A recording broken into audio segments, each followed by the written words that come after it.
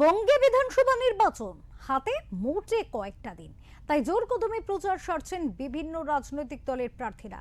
মঙ্গলবার বীজপুরের বিজেপি প্রার্থী সুদীপ্ত দাস হালিশহর পৌর এলাকার বিভিন্ন এলাকায় প্রচার সারলেন। দলীয় সমর্থকদের নিয়ে বাড়ি বাড়ি প্রচার করার সাথেই ছোট বাচ্চাদের হাতে কলম তুলে দিলেন। প্রচার শেষে বিজেপি প্রার্থী জানান, জেন জিদের আগ্রহ বেশি দেখা যাচ্ছে, কারণ শিক্ষিত সমাজ চাকরি চায়, তাই তারা তৃণমূলের বিকল্প সরকার চাইছেন।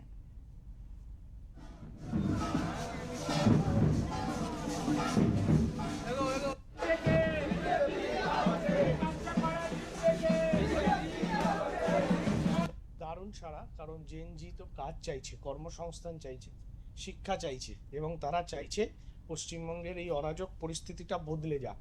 এমন একটা সরকার আসুক যে সরকারটা তাদের কথা ভাববে, তাদের কাজের কথা ভাববে। কারণ আজকে পশ্চিমবাংলার যুবকদের বাইরে চলে যেতে হচ্ছে কাজের জন্য। পশ্চিমবাংলায় কাজ নেই, শিক্ষিত মানুষদের এখানে বসিয়ে দেওয়া হচ্ছে বা তাদের উচ্চশিক্ষিতদের বাইরে চলে যেতে হচ্ছে। কোনো ধরনের কাজ পশ্চিমবঙ্গে নেই।